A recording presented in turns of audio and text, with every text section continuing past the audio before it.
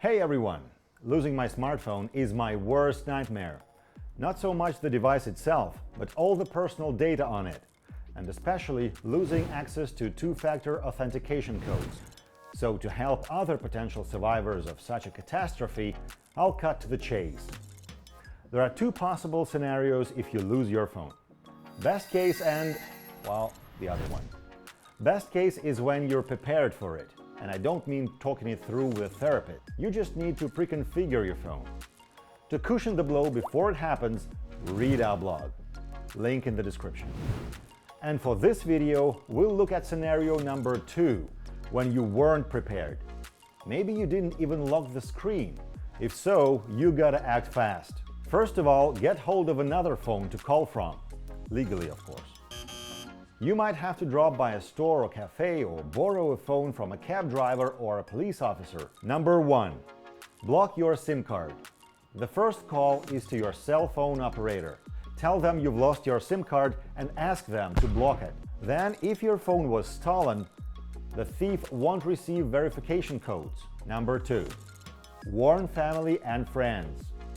The second call is to someone close.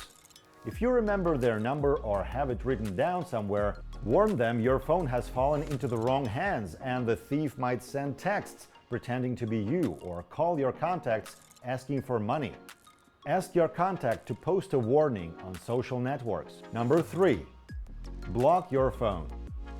To block a stolen phone, you'll need internet access and a secure device where you can enter passwords. Your own computer is best. A public device won't do. Your passwords might get leaked. So the second best option is to go to see a friend. The first thing to do is sign into your Google or Apple ID account. This can be a problem if you're signing in from someone else's device and you have two-factor authentication set up.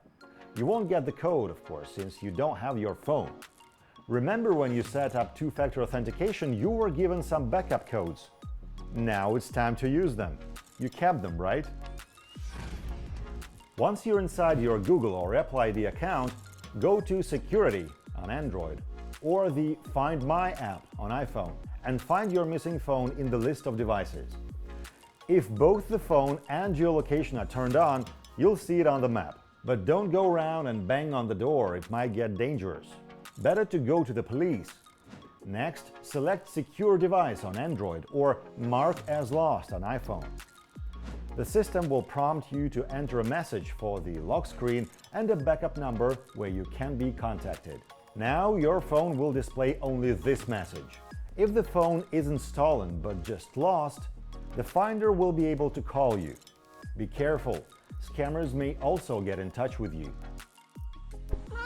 They might say pretend to be technical support asking for your account password. In the same section, you can wipe data from the phone. But keep in mind that you won't be able to track it after that, and some data on an SD card might remain. This only applies to Android smartphones.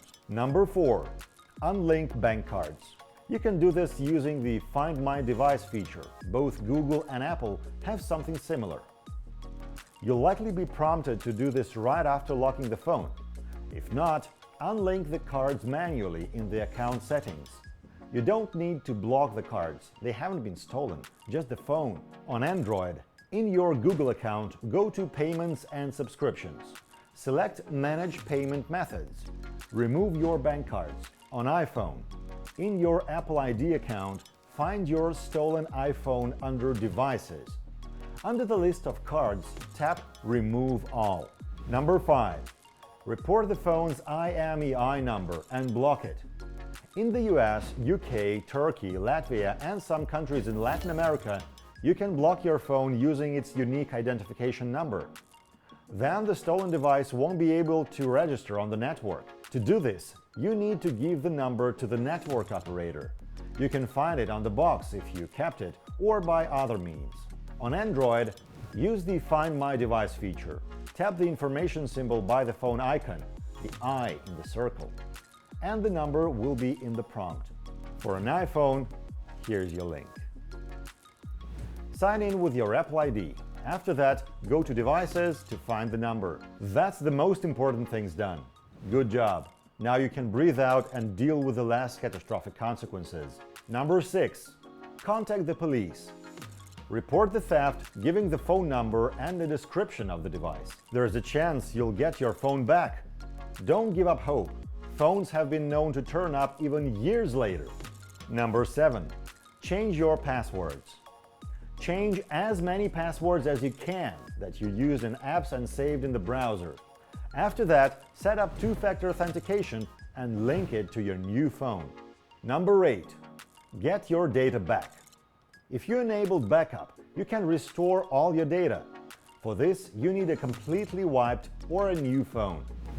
You can read more about backups on Kaspersky Daily. Number 9. Don't get mad. Sure, losing your phone is stressful and threatens your data.